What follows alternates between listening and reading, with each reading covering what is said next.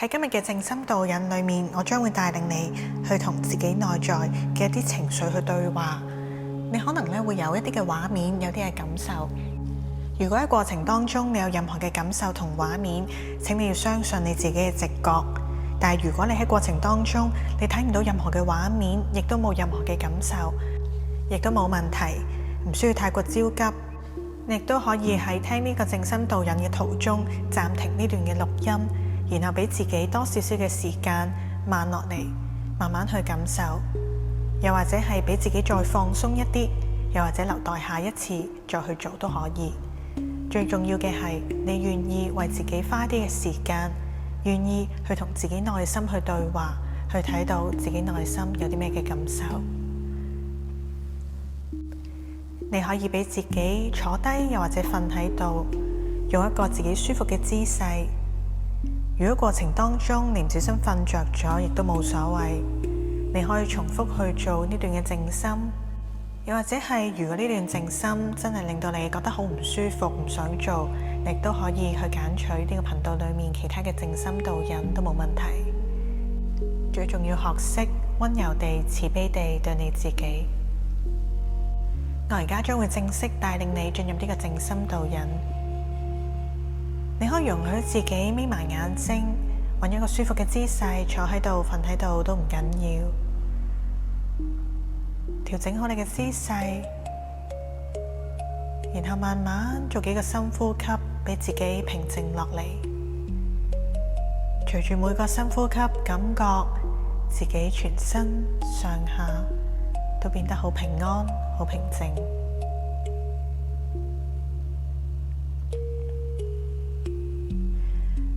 去感受由頭到腳都變得放鬆。我哋先讓到自己嘅身體放鬆落嚟。我哋而家可以擺低我哋日常生活嗰啲嘅煩惱、嗰啲嘅焦急，放鬆我哋緊皺咗好耐嘅眉頭，放鬆我哋嘅膊頭，揾一個真係讓到你放鬆舒服嘅姿勢。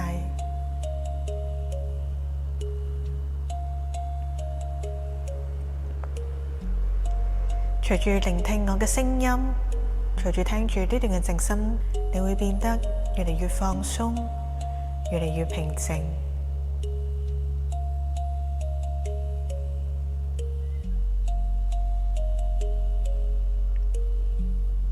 我哋容許自己去感受呢份嘅平靜同放鬆。隨住我哋變得放鬆落嚟，我哋而家可以想像，你可以聽住我嘅導引，一路去想像。而家面前有一棟門，呢棟門嘅位置係喺你嘅心嗰度。我哋而家想像呢棟門係一道粉紅色嘅隨意門，個感覺佢背後有啲發光嘅狀態。你慢慢行過去，一步一步咁樣行過去，然後你會感受到自己越嚟越放鬆，越嚟越平靜。心嘅呢棟門會帶領我哋去進入我哋嘅潛意識，帶領我哋進入最平靜嘅狀態。過程係平安、安全，你亦都會擁有自己嘅意識，所以你可以絕對相信呢個過程。慢慢越行近呢棟門，你會越嚟越平靜，越嚟越接近你嘅潛意識狀態。喺數3聲之後，我哋會一齊打開呢棟門，然後行入去睇到我哋潛意識當中嘅世界。3、2、1，我哋打開咗呢棟隨意門，我哋入到我哋內心最深最深潛意識嘅狀態。喺呢個空間係象徵緊你內心嘅世界，而家慢慢你會見到有一個小朋友由遠處跑過嚟，你可以觀察下，去感受下佢而家係一個點樣嘅狀態。呢個小朋友個樣貌有少少熟口面，因為呢個小朋友係掌管你內心嘅負責人，而佢嘅樣貌亦都係小時候嘅你。你可以俾自己先去觀察下你嘅內在小孩而家嘅感受係啲乜嘢？佢大約係幾多歲時候嘅你？着住咩嘅衫？佢有咩表情？有冇咩想同你講？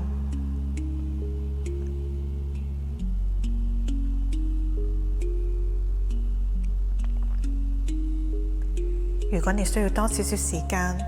去感受或者去聽對方想講啲乜嘢，你都可以暫停呢段錄音，先好好地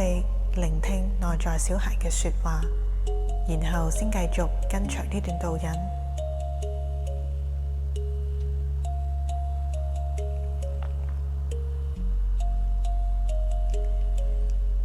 我哋好好地多謝內在小孩。我哋可能唔係成日都會聽到佢嘅說話，我哋可能唔係成日都感受到內在小孩嘅感受，因為生活有好多嘅壓力，有好多嘅情緒，未必讓到我哋可以好好地、完全地將我哋內心嘅感受去表達出嚟。久而久之，我哋都壓抑咗自己心底裏面嘅一啲嘅諗法、一啲嘅感受，已經好耐好耐啦。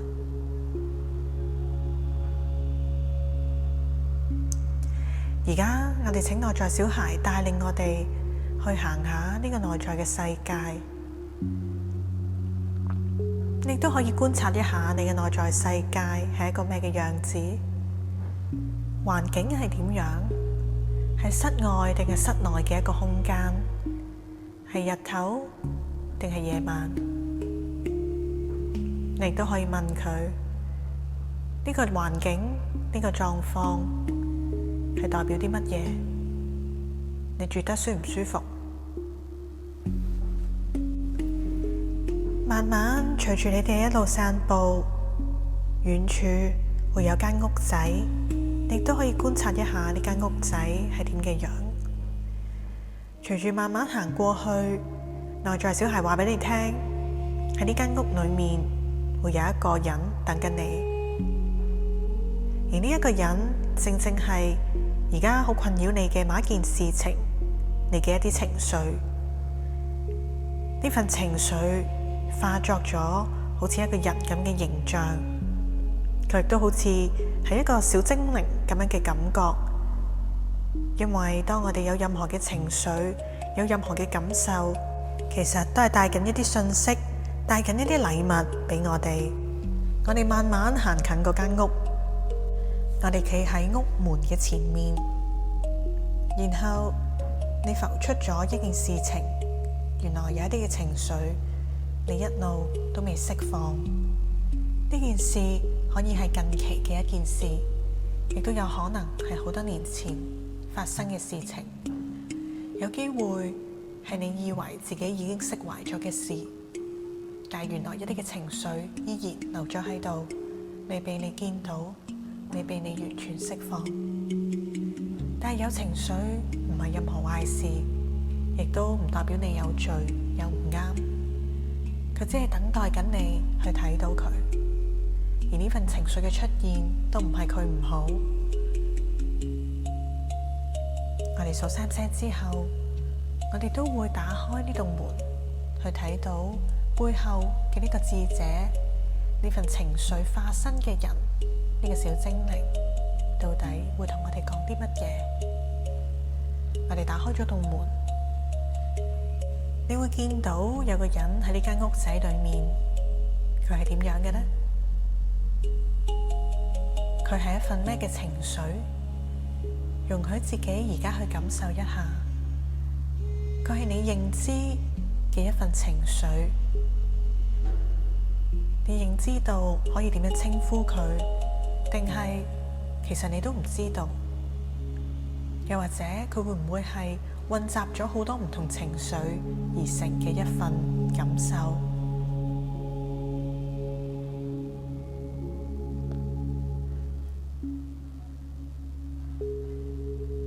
佢係嚟自啲咩嘅事情？呢份嘅情緒，除咗喺你嘅心當中，佢仲有冇儲存咗喺你身體其他嘅部分？呢份嘅情緒，其實係嚟自於你自己引起，你釋放唔到，定係你唔小心拎咗人哋嘅情緒？會唔會係家族留低嘅業力，又或者係其他人安插俾你嘅情緒，令你以為自己有呢一份嘅感受？而家想像呢份嘅情緒，想同你對話，你能唔能夠好溫柔咁聽下對方講啲乜嘢？因為呢一份嘅和解，亦都係同你內在、同你自己嘅和解。當我哋真正釋放咗呢啲嘅情緒，我哋嘅生活先會變得平靜落嚟。試下去聽下呢份情緒，想同你講啲乜嘢？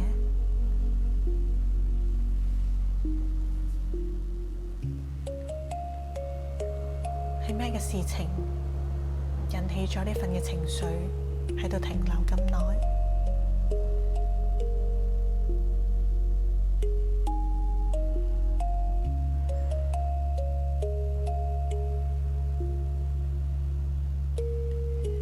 呢份情緒嘅到來係要帶一個乜嘢嘅訊息俾你？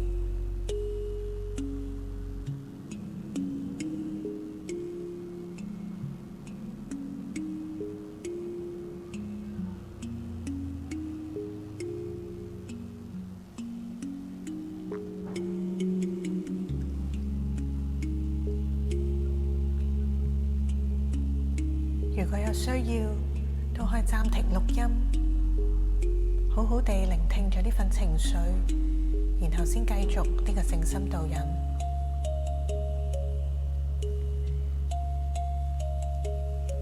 情緒嘅到來同埋駐足喺度唔走，必然都有我哋需要面對嘅事，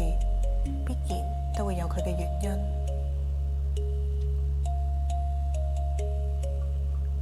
無論你因為咩事情而引起，都唔緊要。無論係所謂嘅大事定係小事，係小時候你覺得你唔中意嘅某啲嘢，可能作為大人嘅你，已經覺得都冇所謂，已經過咗去。但係呢份嘅情緒可能一直都留咗喺度，而呢啲嘅情緒如果長期冇去處理，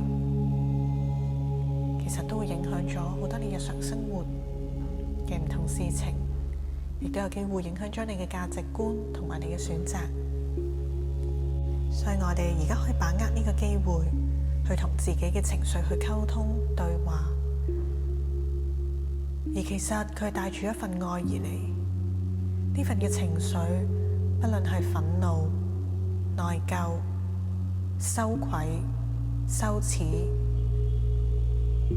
悲傷、難過，佢都必然有佢存在嘅需要。可能佢係提醒你，喺某一件事當中，原來我哋冇正視過自己內在嘅價值，我哋容許對方去踐踏自己，而冇俾自己為自己發聲。我哋可能唔小心做咗某啲嘅錯事，我哋認為係做錯嘅嘢，去令到對方有難過，所以我哋自己覺得好羞愧。又或者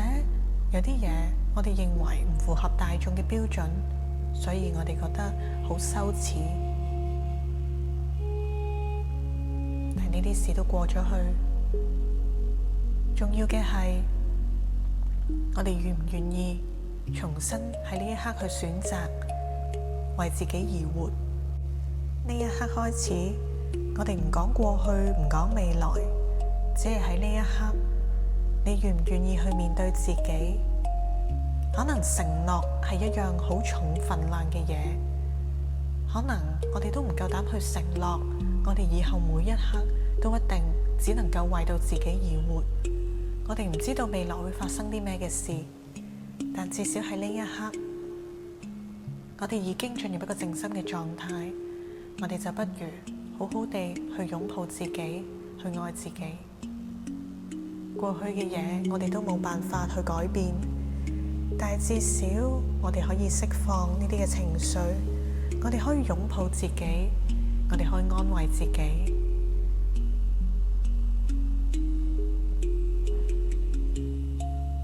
我哋會知道，無論發生啲咩嘅事情，至少我哋都擁有自己，呢份係最強大嘅自我力量。只要我哋勇敢地，我哋夠膽去擁抱自己，去支持自己，我哋就有勇氣去面對世間嘅一切。無論之後再有啲咩嘅情緒，有啲咩嘅事件都好，你都會好快速地振作起嚟，因為你知道你可以通過面對呢啲嘅情緒，去睇到點解我會有呢啲嘅情緒，呢份情緒嚟到底係為咗俾一份咩嘅信息俾我，而呢啲信息嘅背後，正正係宇宙，係我哋嘅靈魂安排俾我哋嘅禮物。我哋會變得更加有力量去面對生活一切嘅大小事情。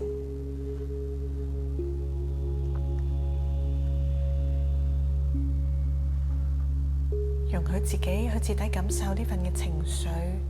仲有冇殘留喺你嘅內心同身體裏面？你亦都可以當呢份情緒係你嘅朋友，多謝佢哋嚟到。可能以往咁耐嘅時間，我哋就將佢困咗喺度咁耐。其實佢都好想自由，其實佢都唔係無緣無故嚟到我哋當中。我哋可唔可以去理解佢，然後去釋放佢？我哋自己都喺內心裏面畫咗一個好大嘅監獄俾自己，我哋可唔可以去釋放佢哋？同時，我哋都係釋放緊我哋自己內在，以及係內在小孩。你亦都可以去擁抱呢份情緒，呢個眼前嘅人，多謝佢曾經嚟到。而家我放你自由，你容許佢行出呢個木屋，又或者係容許佢突然之間消失得無影無蹤。同時地，你都係同自己和解，你都放自己自由啦，去感受呢份自由同平安，然後慢慢行出呢個木屋，望下你內在小孩。當冇咗呢份情緒要佢去看管嘅時候，佢係咪變得輕鬆咗？內在小孩一直都等緊你，請你多啲喺日常生活當中去諗起你自己，去正視你內心嘅情緒同感受。你嘅情緒同感受係最重要㗎。